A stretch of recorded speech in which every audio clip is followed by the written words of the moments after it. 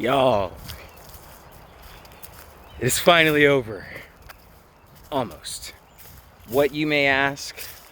My first semester in 9 years.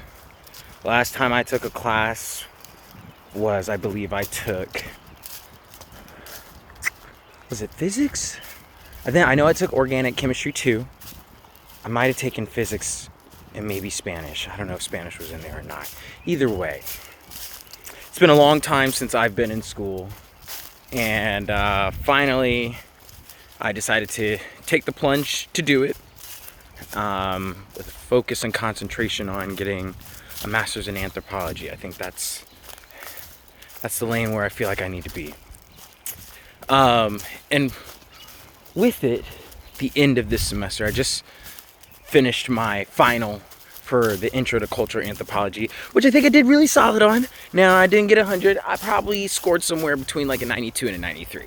I think if I can get that, that's perfect, because I have an A+ in the class, and it just shows like real understanding and mastery of the topics that were presented. I won't say mastery, but at least an understanding of it, you know? It feels wild to be here. You know, it feels wild to be able to say that the semester is pretty much over. I say pretty much because I still have to fine tune and cite some things in an essay for my other anthropology course, and that will be minimal work nonetheless, so I will get to it later. But just, you know what I'm thinking about? What are our thoughts and feelings around the end of things? Especially like in American culture, where there's this inherited ideology that promotes and prioritizes like, what's the word I'm looking for? Prioritizes,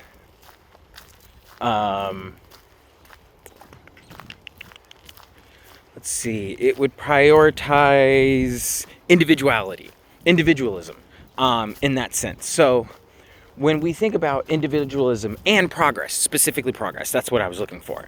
When we think about the concept of progress, it is the value, it is the prestige, it is the sign of success. The goal of a good life is to progress to a point of success. And we really value the concept of progression in America. This, even going back to bringing yourself up by your own bootstraps, right? Like, that's a thing. That's a whole thing that has fooled millions of people over the course of like hundreds of years. Either way, something that we struggle with is ending things, I think, as Americans. Whether that be journeys, whether that being relationships of any kind, whether that being a chapter or a particular feeling or emotion, ending an activity, a habit, a behavior. Why are we afraid of the end? And that's a question that even I don't know the answer to. And, you know, as I reach the end of this semester, I realize that, like, one thing I am conscious of and, like, apprehensive about is what comes next. And I think that that could be a big indicator of why we're afraid of the end. Because nobody knows what's next. You know? So that's something, right? Like, we don't know what comes next.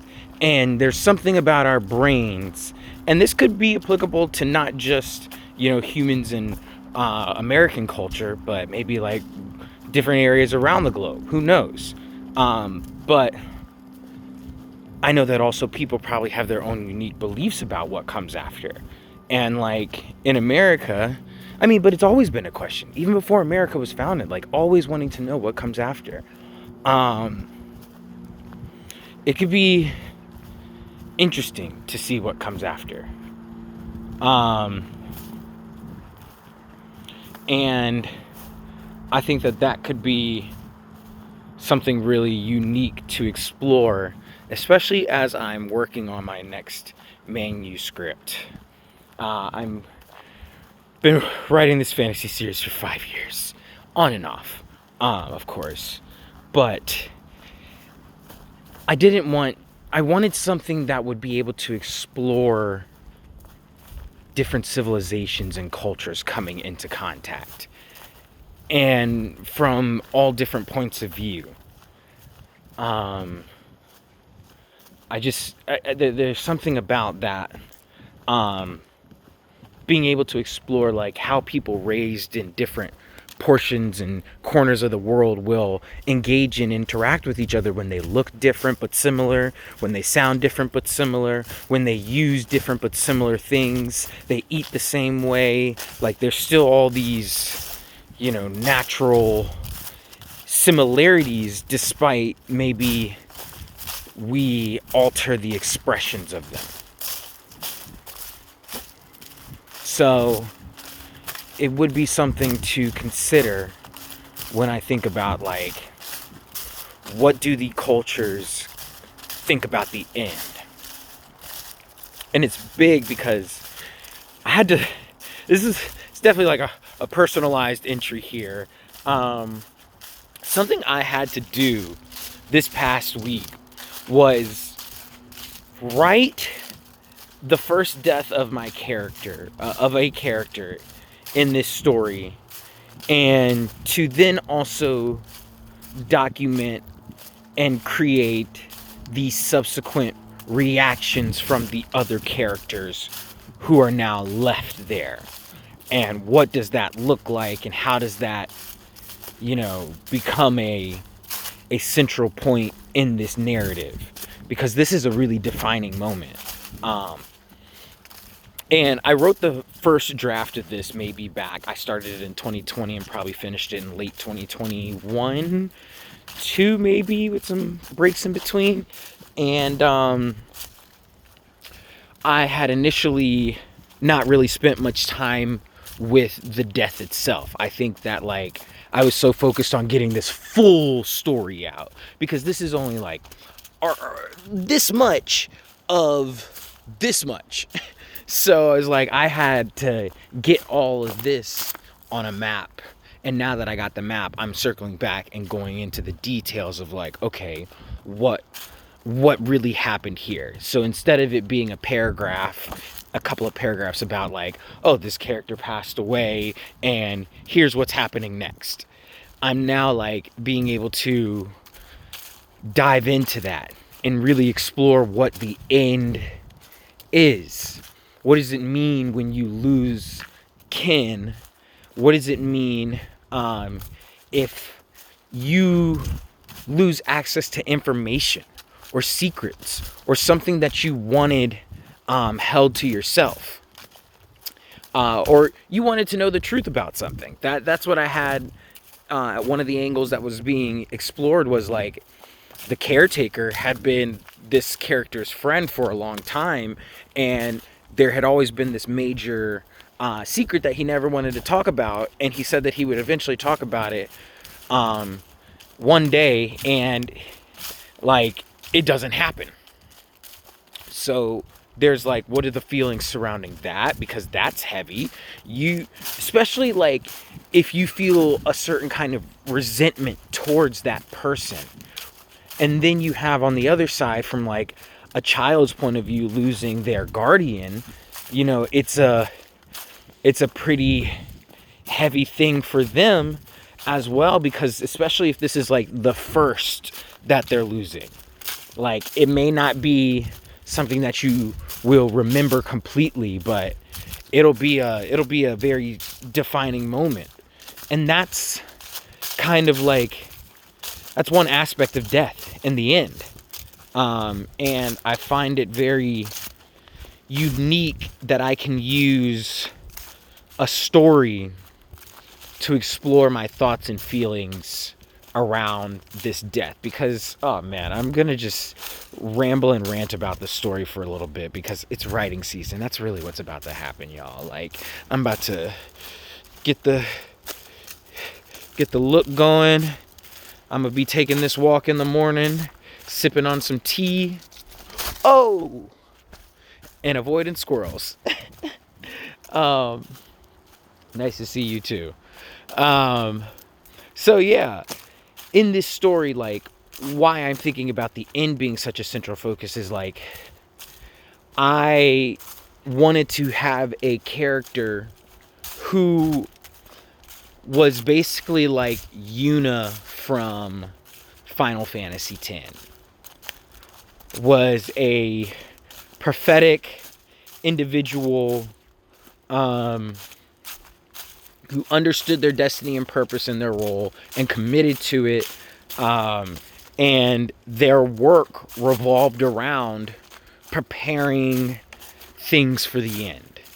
Like, when the Pathfinder meets you, you're supposed to be close to the path's end. Like, you meet the Pathfinder and the Pathfinder will guide you to path's end. Because the Pathfinder does a ritual for them to commemorate the eventual transition into death or into whatever they believe in. And like, that's not a belief that's held by everybody in all corners of the world, naturally.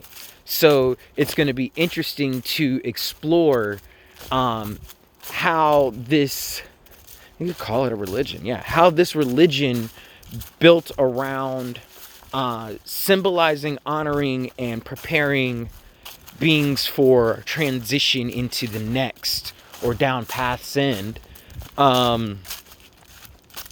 How does that engage and interact around the world?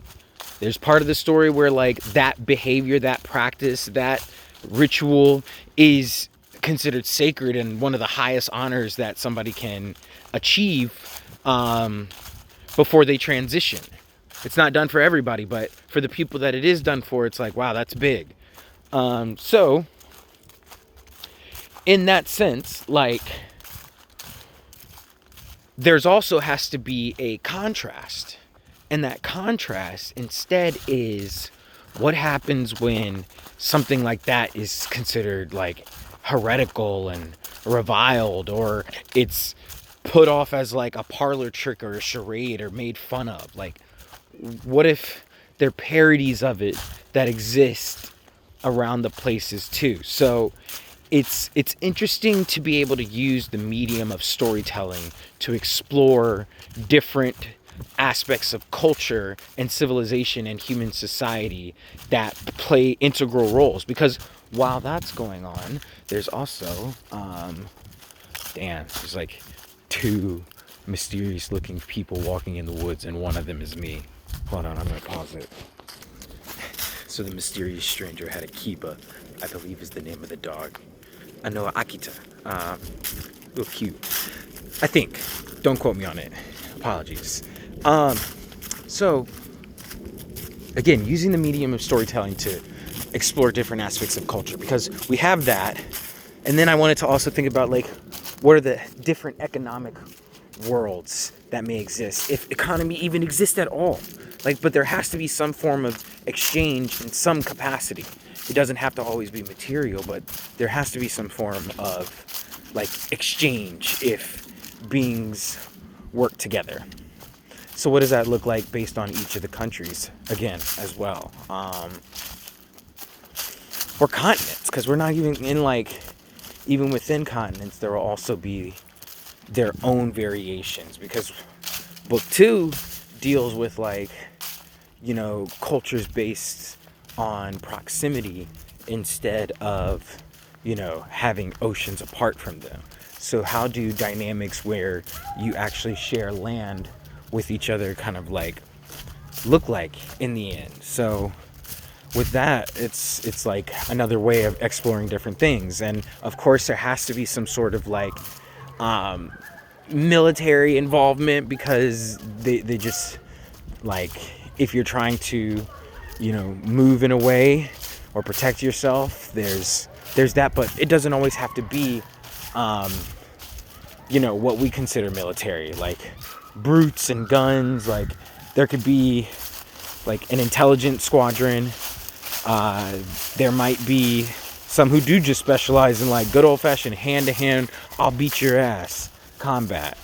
And then there's those who are utilizing like technology and science to also explore not only new weapons, but also new inventory and machines, or using science to unravel and unwind maybe technology from former days. So there's also this kind of like concept of not only are we creating things, but we're also reviving things. And what does it mean to revive a thing that has reached the end? You know, they always say it'll never be the same when it comes back. And that's true. Sometimes it doesn't have to be the same. Sometimes it might be better. Sometimes it might be worse. So there's something about the concept of revival. Oh my gosh, I get it now. See, that's why the human imagination is so wild, because you can never really predict what you may consider material one day. Because if there's revival, that could be the answer. That could be the answer for what's going on in the B scene. Anyways, that may not make sense to y'all, but it makes complete sense to me. And sometimes that's just how art is, right? To call this art wild, funny. Anyways, it is creation. It is art. Anyways, when I think about narrative and this role that I'm recognizing it plays in so many dynamics, I am drawn to understanding how it has been used in the past, and how it continues to be used in different spheres, and what are ways that narratives come to form. Like, how do narratives come alive? What do they take to be able to create them? And what are some examples of like former narratives from way back when? Because again, I think that narrative plus media is what's driving so much of everything today, is the combination of these two elements. It's being able to tell a story and then being able to disseminate that story. So instead of us telling stories at campfires, we're now telling stories across the world as if we were all at one campfire. And there needs to be like some understanding about like, how did the story and the myth transform with media? Like, myths in the age of media. As somebody who sees it, like, what are these myths that we all kind of like see and recognize? So it's some food for thought as I consider like what's going to be my degree and where I would like to study, because I think that that's what I'm taking a good understanding of, is like, gotta find a place that fits me. And sometimes that requires leaving your place, and sometimes that's what you gotta do. You have to be ready to end the thing that you're on in order to begin again, or to begin. You know, there's you can't re-begin. Can you? I don't think so. So let's just say that you can't re-begin. So then you have to end in order to begin.